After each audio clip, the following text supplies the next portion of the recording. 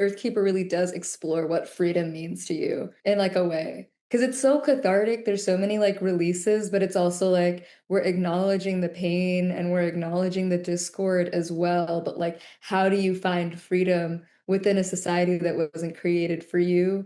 And how do you find that freedom that you can then share and like carry forward to make change, like real change that like really lasts? You need to feel that freedom inside your soul first, regardless of what's going on around you. And I feel like Earthkeeper is a lot about just like finding that sense of like inner peace and release it's like a powerful thing to be able to feel that in the midst of everything that's meant to make you feel powerless.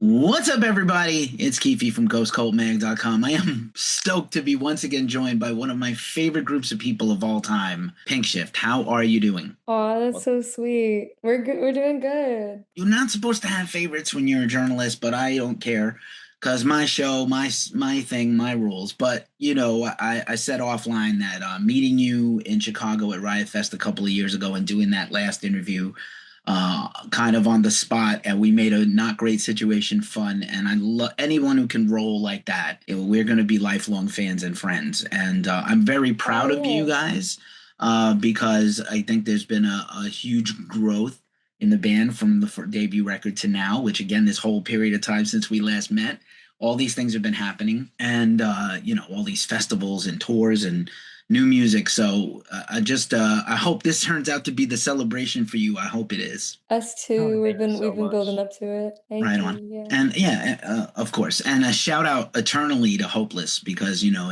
it's very rare.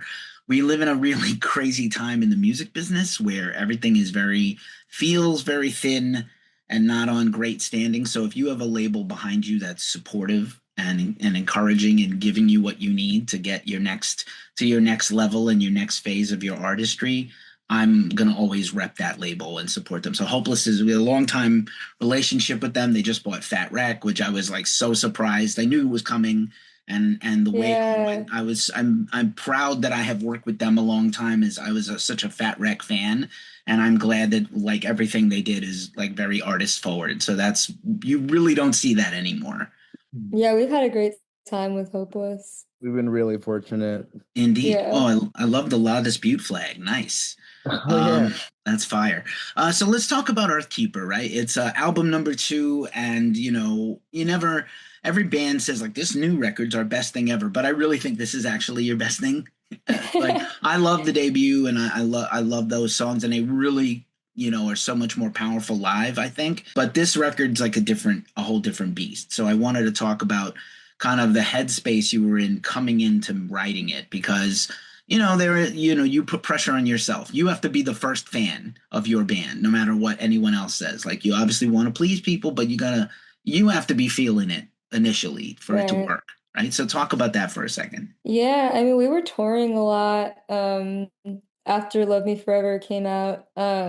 And not to say that we got burnt out touring, but I think that we were just like kind of no breaks for like a few years. So like we did Suraksha during that time. It was kind of just like, all right, 3 songs, you know. And then we got to just get back out. Um, and we were on tour up until like from the studio tour.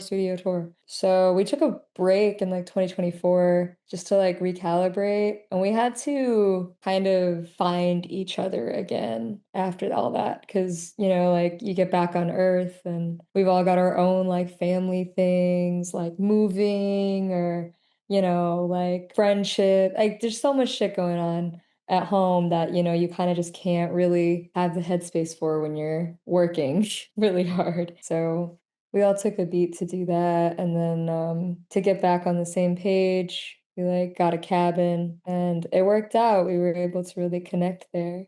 I don't know if you guys want Yeah, to. because Yeah.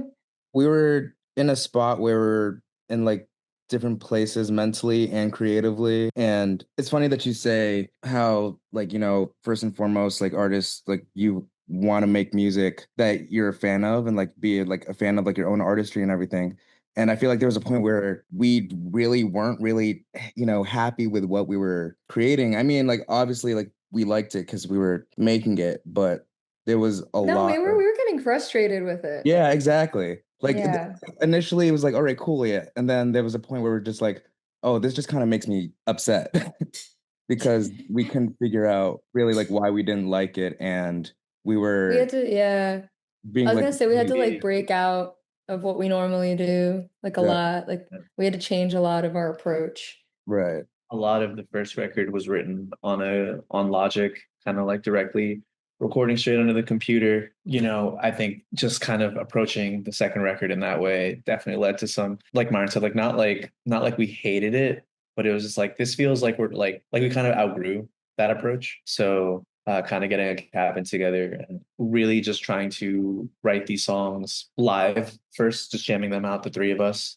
trying on different ideas for hours until like the early hours of the morning, because we were night owls during that cabin trip. It really allowed for some new songs to breathe, and ideas that we brought there to like take on a way different life than they would have if we just slapped them onto recorded them straight into the computer from the jump. Yeah. And then doing it like more like that, I think we just didn't overthink it as much because it's just like, okay, this felt good when we were playing it. So let's just like put it down and like let's do something. Let's move on from that, you know? Because like when it's like in the DAW, you can really obsess over it like for years. Like people obsess over a Yeah, song that they've recorded in a DAW for like 10 years. Like it's I just know like you one see all thing, the things that you like can fix. yeah, as like the drums, Omar and I would like look at like the way a drum is like mapped out on the MIDI like thing, and then we like have this really cool idea for a song, and then we's like, okay, we have this idea, and then we spend like 30 minutes just like adjusting different things where that could be done later. Right. It's like it's very easy Yeah. to get lost in like the very little things and like forget that like, oh wait, I had an idea for this song, but I'm too busy working on like the intro. Right. Like for like going off of that, one thing, at least like for me that we were doing that I was doing differently is when we were all writing stuff, I would prioritize like what the feel is of like different parts versus exactly like note for note what I'm trying to play. And that was the case up until like we went into the studio to actually record them. Where it's like, all right, I have a feel slash like a specific kind of energy that I want to play during these parts. Sometimes I would have like fills set up that I actually wanted to do. Sometimes I would have like extra stuff, but for the most part, it would be like, all right, this is like the basis of what I want to play. Hearing it back over and over, like the demos that we have, is like when I would come up with like specific ideas for different things. And then in the studio, we just do like a bunch of takes and piece together the parts that we like best. Yeah, right on. Yeah. Thank you for sharing that. It's also risky to change what worked before. Hey, this is how we got a record deal and toured the world, but also risky to throw it out the window and say, Yeah, you're that's so right. That that's sounds what are we crazy. doing, and let's do it differently. But look what came from it, right? So that's positive and doesn't always work. But you took a risk, and that's huge, like as a creative, right? Like that's a huge thing to be able to like we're going to get out of our comfort zone and do things differently this time around. That's super brave. It really is, because Yeah. like it's so hard to Thank fly in the fear of everything else, and everything is a tightrope in the business, right? And the world. So like where you. it's Yeah. it's just never ending. So thank you for sharing all that. And I'm glad you got to, kind of do it organically together. That's beautiful, because you don't see that a lot. Technology is wonderful and it has a lot of uses, but also can Yeah. take the human being out of things. And I know that's a thing y'all talked about even on your little podcast series where you were talking about AI, which I thought Oh was yeah, you read my fantastic. blog post. I've been following. I'm telling you, you Okay. made a fan out of me long ago, but I've stayed a fan. So like, I love that. That's kind of in. It seems like it's on your mind to do things a little more real and raw, and the record sounds real and raw as a result, which I think is fantastic. Thank you. Yeah, I Thank really you. appreciate that. And then there's this kind of thing where I feel like just today we're all kind of under siege, right? Everybody's got their own little battles going on. You mentioned family, your personal struggles, other things. And Mm. so there's definitely, it's still catchy, it's still hard, it's fun, but there's some seriousness on this record that I think not that the other record didn't have it too, but like, yeah, I think it's just like, this is a record. I keep waiting for like the record that's going to be like a match or a wake up call for people, a Molotov cocktail as music. I Yeah. keep thinking, I thought about it the last, like, oh my God, this is terrible. Government is terrible, economy is terrible, world is terrible. Where's the music that reflects this? And now we're getting it. I think it's slowly creeping in, the discontent and the intelligence. That's the thing I always liked about the band, is that you bring forth these, you're not preaching, you're just sharing. This is our view, our lens, right? But it's not like super preachy. But it's also fierce, empowering, all the things it needs to do. So I love these songs. It's Thank there's a you. couple that are particular bangers, but I expected bangers. Like I came in, I knew you knew the assignment, so I expected. But it's heavy. It's super heavy, and I know you reflected on that a little bit in some of the media coverage. Is that it's real heavy. I think it's going to surprise people. Yeah, we I think it's just like from touring and just getting better individually. Like Paul became like a better instrumentalist, Marion became like a better drummer, I became a better vocalist, and we just have, I think, more of like a range. Like our range is bigger of like the kind of stuff that we can do. So, there's times at which we get softer than we have gotten in the past, like on Suspended. I feel like that's one where we get like real soft and like intimate. And then there's like stuff that's like heavy as shit. Like, like I think Don't Fight is really cool.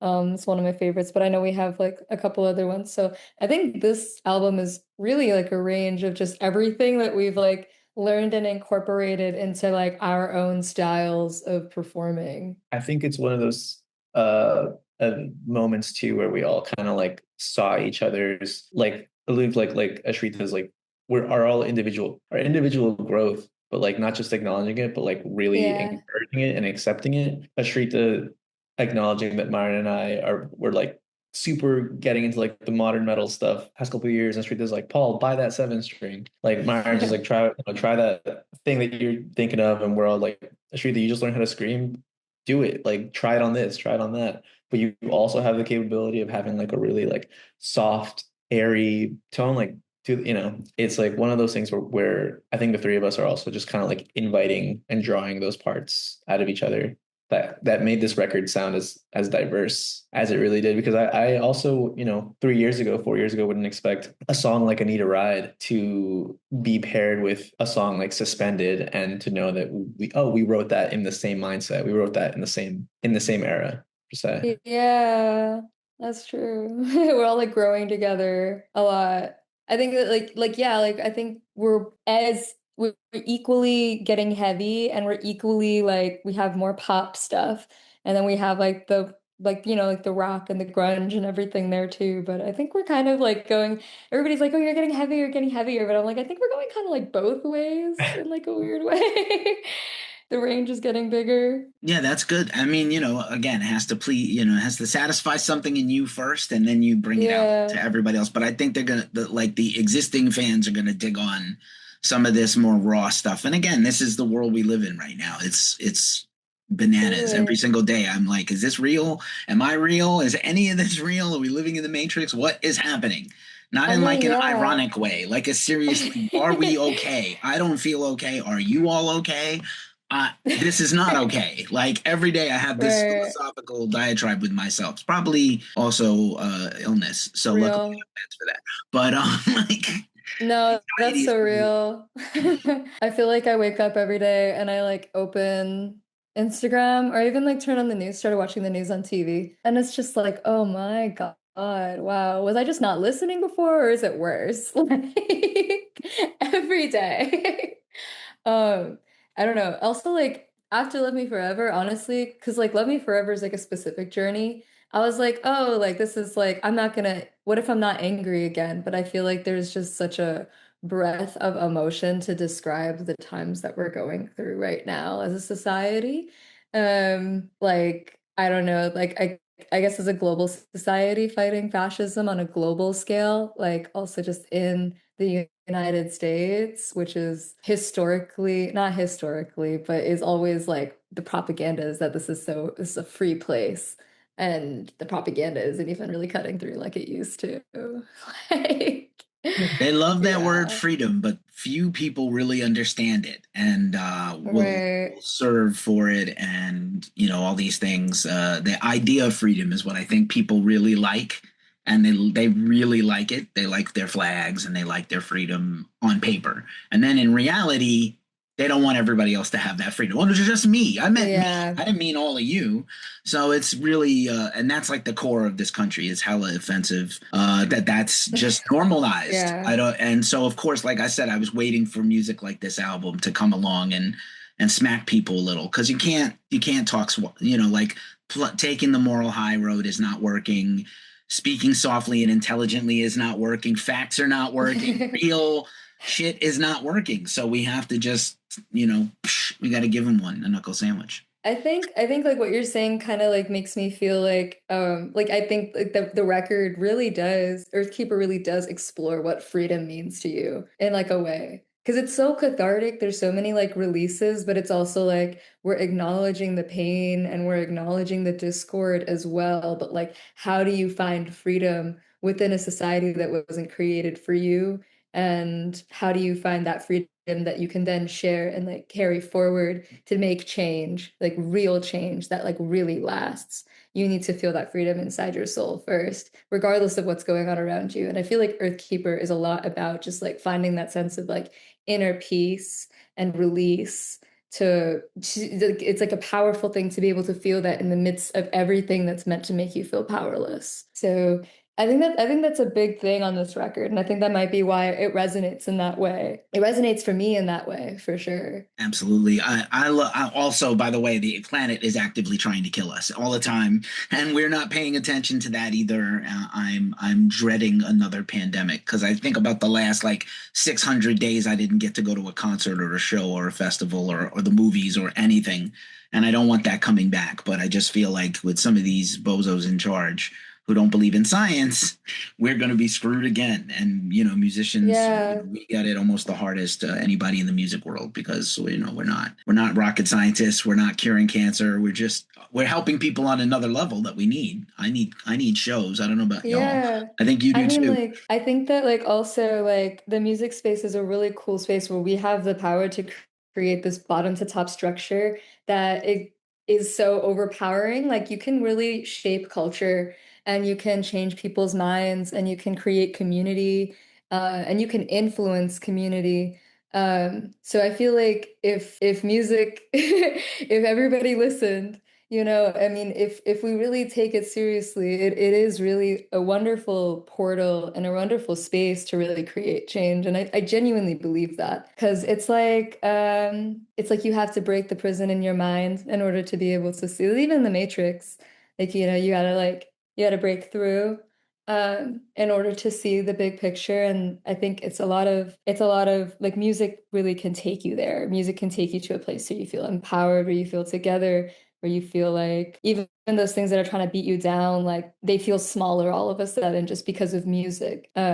So it's a gift to be here. Even all those bozos in charge are like, whatever, we have our community and we have the capacity to shape our communities and really take part in them and like protect each other. We protect us, you know? And yeah, I don't know. That's why I'm really grateful to be in this space, like in the music space. Right, Not to right like on. cut you off or anything. No, that Yeah. was great, and that's what I'm here for. This is the conversations I want to be having with your band. So thank you. And also, I feel like your fans from getting out there and you know looking into the fan community and doing my Reddit research with a grain of salt always. But like you know, it feels like your fans are willing to come with you on this journey, and that's the best and most gratifying thing is that like you created this space. Hey, we are a band that talks about these things. We have all the same range of feelings everyone else does, but we talk about these things that are important to us. You did that on the first record. You continue to on this record. So I'm really pumped for people to hear it all. And I do think like the heaviness is again, it's so appreciated. Paul, thank you for getting that baritone guitar out of the case and writing these killer heavy riffs and new metal inspirations. Did you have like favorite new metal bands going in, or did you like rediscover some other ones? Like, oh, we could do some stuff like that. Did you go through memory lane? Think definitely, I mean, growing up, like Linkin Park and Slipknot were like my middle school jams and stuff. Slipknot was revisited when we started covering Eyeless. And kind of like I know while we were recording Evil Eye, it reminded our producer of Slipknot. And I think that also catalyzed That the got street. me to listen to Sorry. Slipknot, yeah. But Myron put me on to Loathe a couple years back. And I remember listening to that record. I let it in and took everything. And it kind of like when I was in middle school and I listened to My Chemical Romance, I was just like, and Pierce, I was like, wow, this is like what I wanted. Like, I want to do this. I want to make this kind of that same thing, that same switch in my mind flipped again when I listened to Loathe. I was like, wow, they really made these really heavy, guttural, crazy, heavy music accessible to someone like me that I don't typically listen to like, crazy heavy stuff like that. But now I'm like, way more primed and excited about the direction that modern metal is going in. And so yeah, and Knock Loose as well. I know Myra and I have been very into Knock Loose. Ashrita's been into Spirit Box, and Yeah. I'm enjoying a few songs off the record, but I haven't given it I want to give it the proper day to like digest all of it. But I feel like when yeah, you discover a band, it's like there's a day that you like find out about a band, and then there's like a day that you discover a band, and you just can't like push it for some reason, even though like, I want everybody to discover us at the same time that they find out about us, but it Yeah. just takes that moment. Right. Sometimes people aren't like ready. Like that's how I was with like Knock Loose. My friends in high school used to play Knock Loose like when we were in college and hang out. They would be playing Knock Loose in the car and I didn't get it. Like I just straight up didn't get it. same. Then they put out that in 2021 and I saw like literally it was like the Hate 56 video, just like the beginning of that. And I was like, oh, I see. I was just like, okay, like seeing that energy and like seeing like the band interact with each other and like with the crowd, I was like, okay, now I'm gonna give it a shot, like for real. Yeah, you know what band just clicked for me? I know I told Ashrita this, but I don't know if I told you, Myron. Oasis. Oh, Like really? I didn't it expect clicked you to for I say me. haven't that. done it yet. I haven't done it Yo, yet. it just clicked. I was like, I can get why everybody freaked out when they came back now. And Uh-huh. it's to get a ticket. Like I it's did not always expect you to say Oasis. there's I really the thought you were gonna say Deftones there, but okay. no. I love Oasis unapologetically. I'm shocked they lasted this handful. The European shows have worked out so well. I'm They pretty like sure. sold the most beer in a stadium or Yeah. They're something. like they're much bigger in Europe, especially Western Europe, than America, right? But Yeah. like it's wild, and I know the nostalgia is a thing, but also at the same time, Live Nation, evil Live Nation, just put out a whole thing about like, hey, modern metal and hardcore bands, most of whom are inspired by new metal, interestingly enough, are like pushing ticket sales for heavy music fans. And I was like, they have the research, at least they can point to it. But yeah, Knock Loose, I'm happy for them. Spirit Box is rad. I hear a lot of stuff in bands like Knock Loose and Spirit Box and even Poppy where like they're doing a lot of the 90s, mid 90s new metal, like that first big wave of new metal bands are suddenly beloved again and or That's unretiring, sick. like System headlining, stadiums, even if they don't want to do 100 of them, which they easily could. I like that they're doing a handful and then whatever, a full tour somewhere else, because they have to stay getting along, and that, as you guys know, it's hard. It's hard to do, but I think this influence is killer. Is also still a lot of the other stuff, pop punk and again, you talked about these softer, more intimate songs, and so that brings me to my next thing. When we first met, you guys were playing clubs and then festivals, and we talked about that, right? So to follow up on a question 3 years later, let's talk about now. Like, will some of these chiller songs work in a big setting? Will they go Oh over better at a yeah. club? What do you think? I think they'll be great. I think they'll be fine. I think they'll sound great. I think they'll sound awesome. Honestly, like we wrote all of this stuff just like having in mind that we were going to be playing them to people, which is new because I think everything else before we wrote during the pandemic, like Love Me Forever and stuff. And like all of this, we're like, wow, like as we're writing it, we're like, we're so excited to play this to an audience. And no matter how big it is, I feel like we always kind of do the same Like we're always like very happy to play our songs in any kind of room. Honestly, I think they've been working out because we opened up for Gaslight on that tour, and those are some pretty big rooms, and it was super fun to play our songs there. They sounded just as good as they did in the tiny room, so I feel like it'll be good. Like I don't know, I didn't even think about that. Super excited because like whenever, like whenever we write new music and put out new music, there's that entire sequence of events is happening. Like, and then what's next is, all right, now we have to play it live. I get really excited about doing things that are specific to like a live version of this song. So it's just like you only really get this version of this song if you come to a show, you know? And I also Mhm. really love when like artists do that in general, where um they either it's like a really cool intro or they just like break up the song to like put something in the middle or like just anything unexpected, or even like sometimes like artists will just do something like completely different for like the same Foo song. Fighters, yeah, Foo Fighters, they play like one song for like 15 minutes just because they're like fucking around. Right. Yeah. That question reminded me of just a couple days ago, Myron and I went to go see My Chem at MetLife Stadium, and Thursday opened for that set. And in their set, I think they typically play this, but they play the song called "The Song Brought to You by a Falling Bomb," and it's just like just a piano and vocal song, and the piano's playing over the track. Like, to think that in this huge stadium for Thursday to be playing like their like crazy metalcore set, to just kind of just dip into this, like, the instrumentalists walk off stage, it's just Jeff and his mic, such like Like on his knees. on his Honestly, knees. It felt so intimate even though he was like 10 miles away. To see their range, their songwriting, Because and we how had it just seen translates to them. music. We had just seen them at Autobar perform the same song. like 2 days prior. We also watched them a couple of days prior to that. But to see Yeah. them pull off such a diverse, a display of instrumental and like vocal emotion in a span of like 10 minutes is that's inspiring, just to know that we've actually kind of done some, we kind of actually, now that I think about it, on our very first tour, We did in a Ashritha breath. would play in a breath with just vocals and piano. So I guess I completely forgot that we're not actual strangers to that. But it's just one of those things where it's like, wow, like a quiet song, I at least personally will always hit in the middle of something that's so heavy. Mm. Like so with the set like Thursdays, where it's like heavy emotionally. That's wild. I'm so stoked that My Chem and Thursday, who are bands that I saw in tiny clubs struggle to draw anyone, have had this incredible glow up, and props to My Chem for taking Thursday with them, right? They're state homies. And that's so cool. As we wind this down, I want to give you back your time.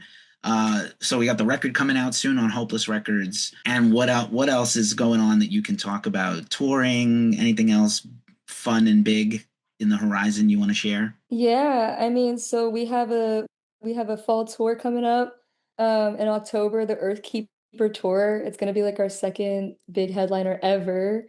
Like it's gonna be like kind of like Love Me Forever, that first headliner after the album. It's gonna be like that, except for this album. And we're doing it all across the US and Toronto. And we're gonna be putting out new music sooner than you think. We're playing CBGB's Fest in New York, which is exciting. I'm excited for that. It's an honor to be asked to do something like that.